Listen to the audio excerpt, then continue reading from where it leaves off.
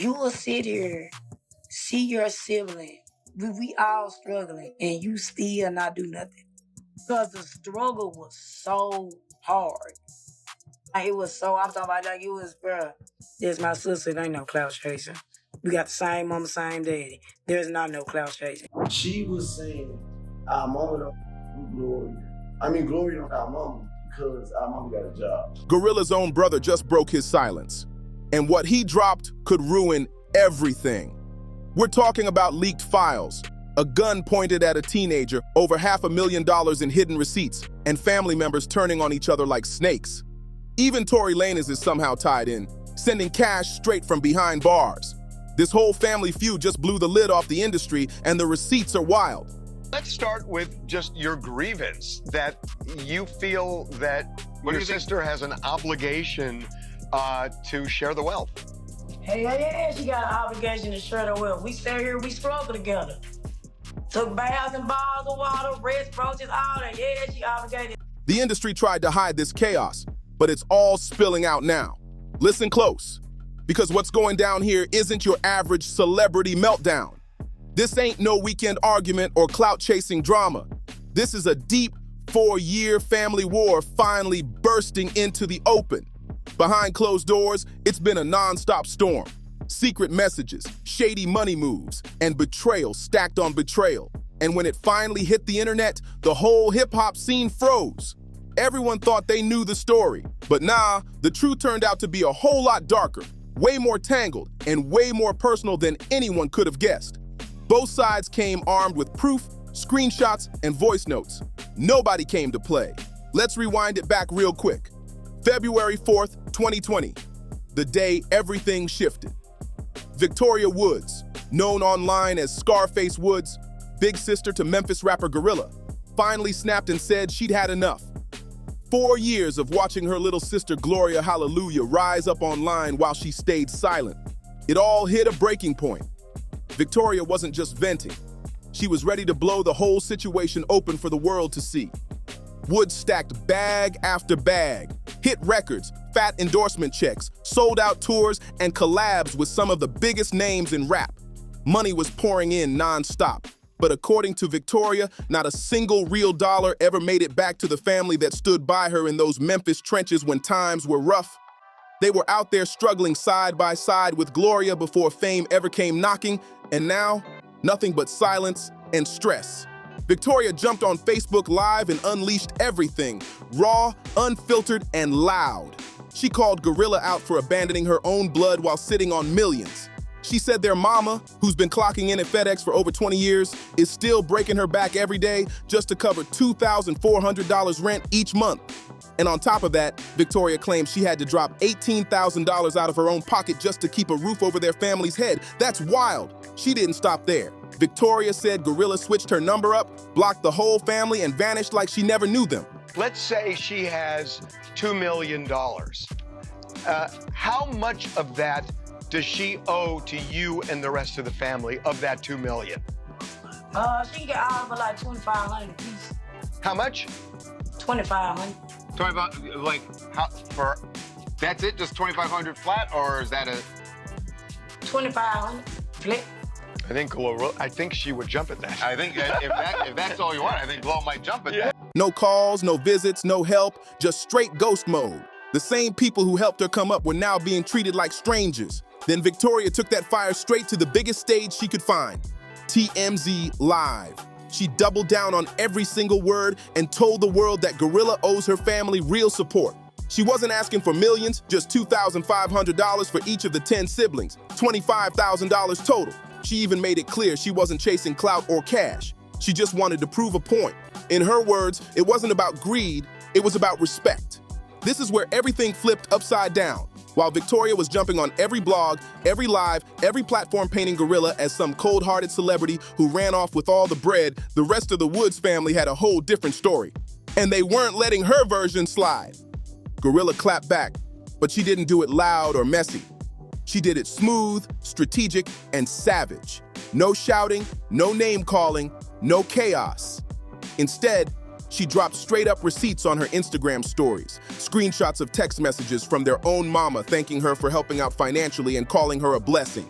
Boom! Those messages hit like a wrecking ball because they came from the one person everyone trusts most, their mama. That changed everything.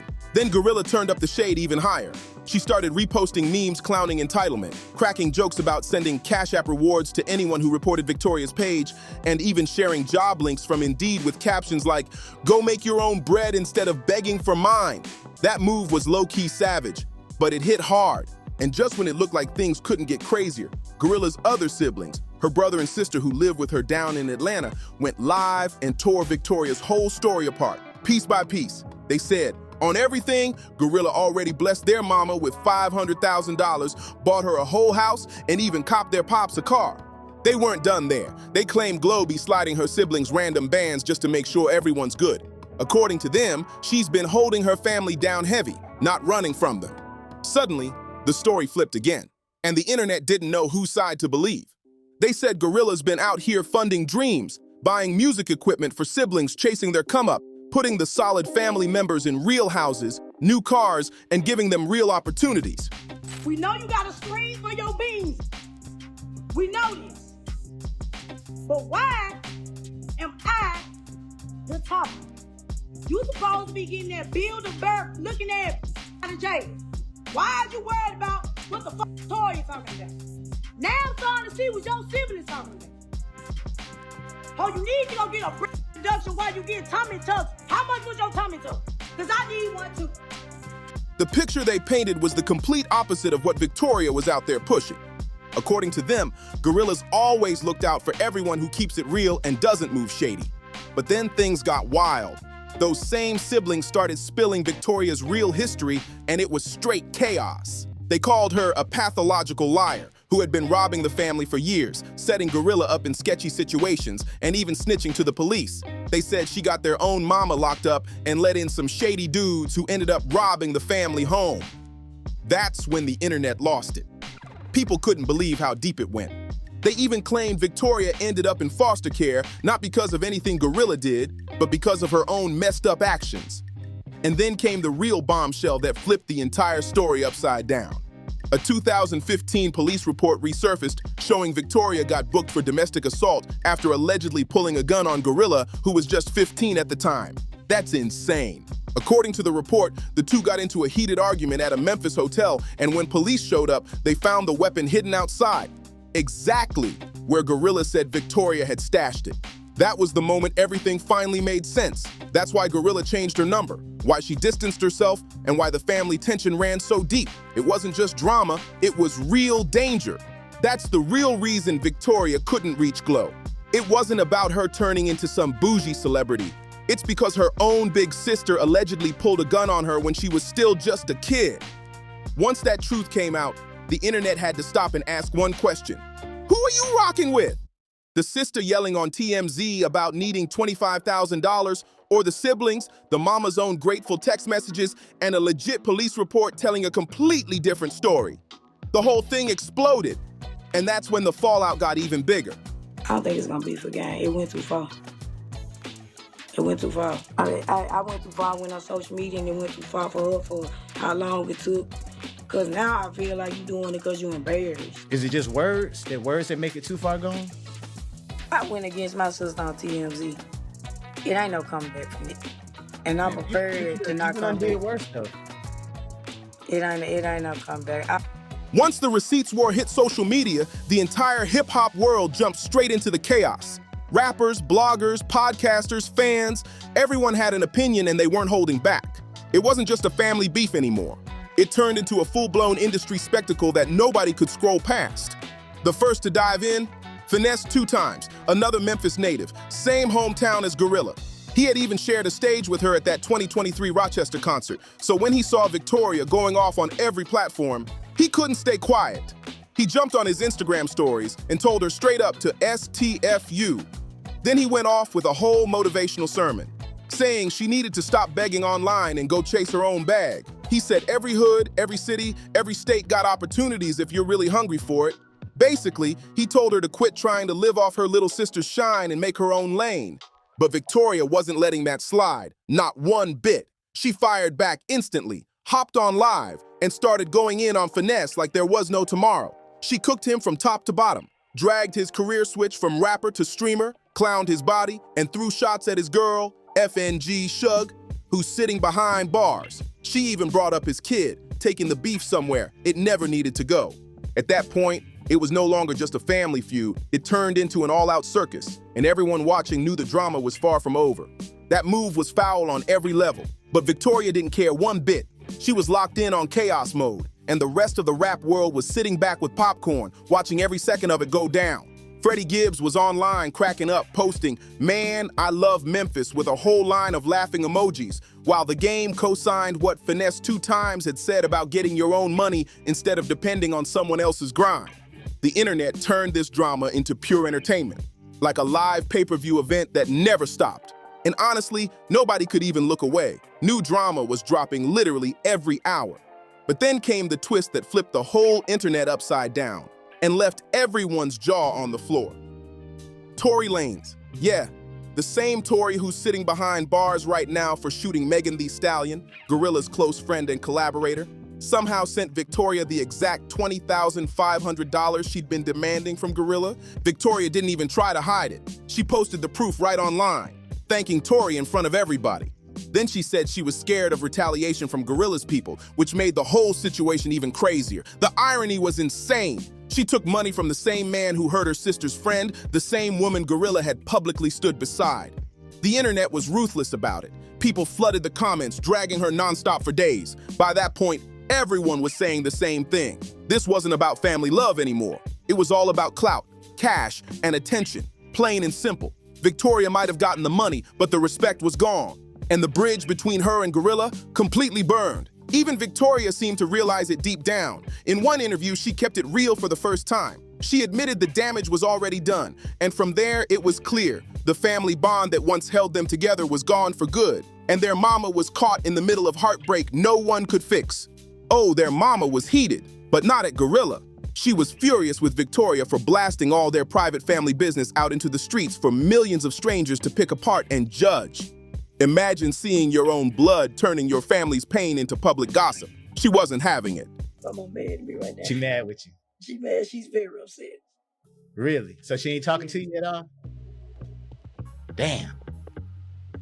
Not at all. She did say a few things, but she mad. I gotta let her calm down a little bit. I think she hot about that FedEx stuff.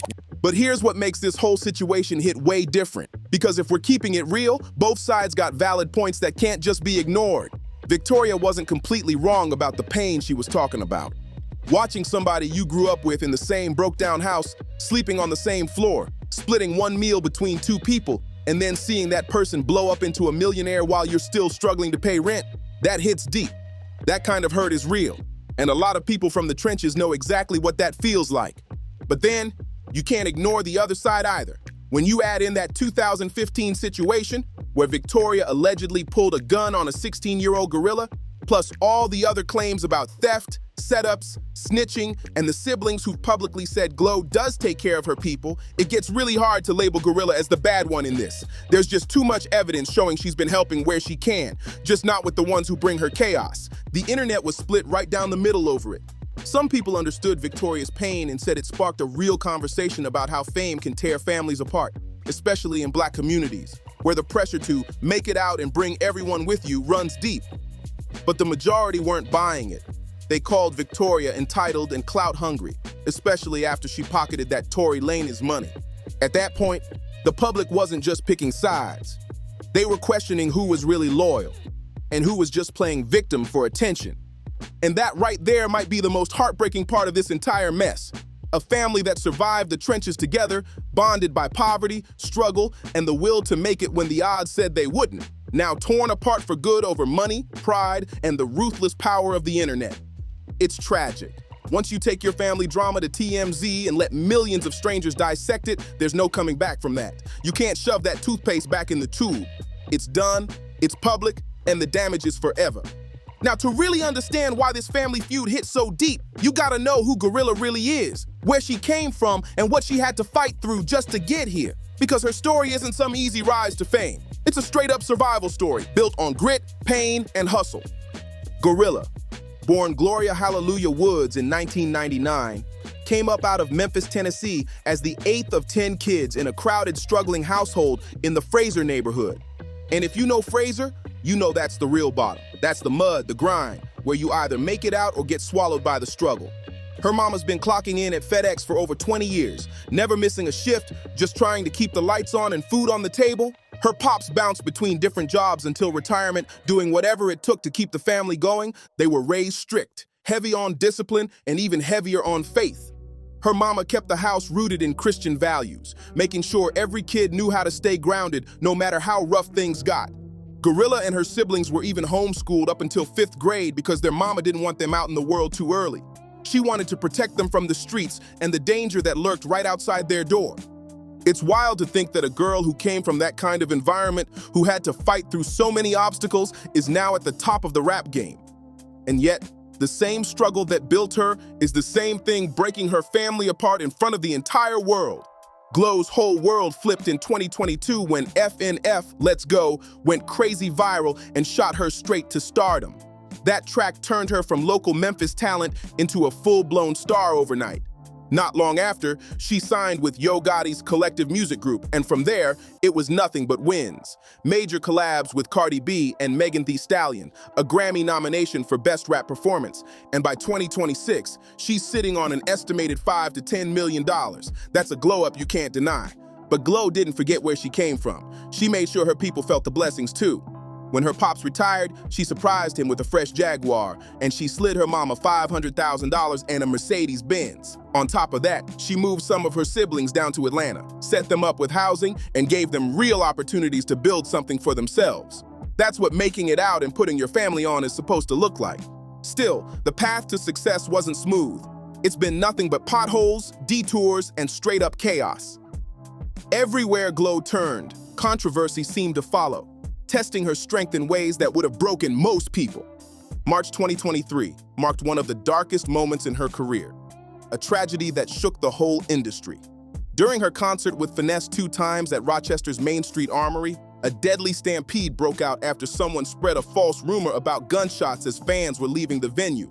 Panic hit instantly, and in the chaos, 3 women, Rondisha Belton, Brandy Miller, and Aisha Haskins-Stevens, tragically lost their lives, while several others were badly injured. Police later confirmed there were no actual shots fired. The real cause was overcrowding and poor venue management. But even with that, the fallout was huge. The city shut the venue down, pulled its license, and a wave of lawsuits hit everyone involved, including Glow, the security teams, and the city itself. That's when civil rights attorney Benjamin Crump stepped in to represent one of the victims' families, making the tragedy even more public. It was a painful reminder that even when you're on top, the spotlight can turn harsh fast. And sometimes success comes with heartbreak you never saw coming. Benjamin Crump called the tragedy completely preventable, and Glorilla was shattered by it. She posted her prayers for the victims and their families, clearly heartbroken over what went down. But the whole situation sparked a massive debate across the music world. When something tragic happens at a concert, who's really responsible? The artist? The venue? The promoters? Everybody had an opinion, and the conversation got heated fast. Then in August 2024, Glow caught backlash again, this time over an ableist word she used in a leaked song snippet. As soon as people called it out, she switched up the lyric immediately and dropped a quick apology. Fans gave her credit for being mature and moving fast, but it still set off another round of discussion about where hip-hop draws the line between raw expression and cultural respect. The culture was divided. Some said it was art, others said it was offensive. But one thing was clear: every word she said was under a microscope. Then came July 2025, and things got real. Because the struggle was so hard. Like, it was so, I'm talking about, like, it was, bruh, a man, you see a red running through the hallway. Pregnant one. You already sleeping on the floor. Imagine lights being off. Ballers, having to take baths in bottles of water. Imagine it. And you make it out just to leave us behind. While Glow was out performing at the WNBA All-Star Weekend in Indianapolis, her home in Forsyth County, Georgia got hit by a home invasion. 3 masked intruders, strapped and ready, stormed the house while her brother and sister were inside. Shots were fired by a family member in self-defense, and the intruders took off. But when police showed up with a search warrant, the whole thing flipped upside down. Cops found a stash of marijuana in the master bedroom and hit Glo with felony drug possession charges, even though she wasn't home. She turned herself in without hesitation, posted $22,260 bond, and her lawyer came out swinging, calling the situation unconscionable. He pointed out how police managed to get a drug warrant in under 24 hours, but were dragging their feet investigating the actual burglary, where over $700,000 in valuables had been stolen. The double standard was loud and clear, and people online started questioning how black celebrities get treated when they're the victims, not the suspects. But the chaos didn't stop there. In November 2024, a new copyright lawsuit dropped, accusing Glorilla, Megan Thee Stallion, Cardi B, and Soulja Boy of jacking Ply's 2008 track Shawty. The industry went wild again, and people couldn't believe how much heat kept following Glo everywhere she turned. It was one storm after another, but through it all, she kept her head up and her grind steady. The copyright mess got even deeper. The lawsuit claimed Glorilla and her crew sampled Ply's 2008 hit Shawty in her track Wannabe and its remix. And just when the dust from that started to settle, September 2025 brought another explosion. A leaked jail call from Young Thug hit the internet, where he was allegedly talking wild about Glo's looks. The clip spread like wildfire, and Glorilla didn't waste a second clapping back. She dropped a full diss track aimed straight at Thug and his girl, Mariah the Scientist. The track went viral instantly, lighting up a massive debate about misogyny in hip-hop that's still raging today. Some called her bold for standing her ground. Others said she went too far. But one thing's for sure, Glo wasn't letting anybody disrespect her name without swinging back. Meanwhile, over on the other side of the drama, Victoria Scarface Woods had her own messy story unraveling. And honestly, it's just as complicated and just as heartbreaking. Before the whole February 2026 meltdown that went viral, Victoria had mostly been off the map. She's been trying to make a name for herself as a rapper too, dropping songs under the Scarface Woods name and claiming she was actually the first one in the family to start writing music, before Glo even thought about picking up a mic. But Victoria's reputation goes way beyond sibling rivalry over music. Outside of that 2015 arrest for allegedly pulling a gun on Glorilla, her own family members have gone public accusing her of doing some seriously shady things, setting Glo up, lying to police about their mama, and even bringing sketchy people into the family home who later robbed the place. The accusations painted a picture that was hard to ignore. And in one of her interviews, Victoria even slipped up and admitted she's currently wearing a GPS ankle monitor, meaning she's got her own legal problems in the mix too. Between her rap dreams, the public feuds, and all that street-level chaos, it's clear that both sisters are living through a storm. But one's using it to fuel her career while the other's still trying to find her way out.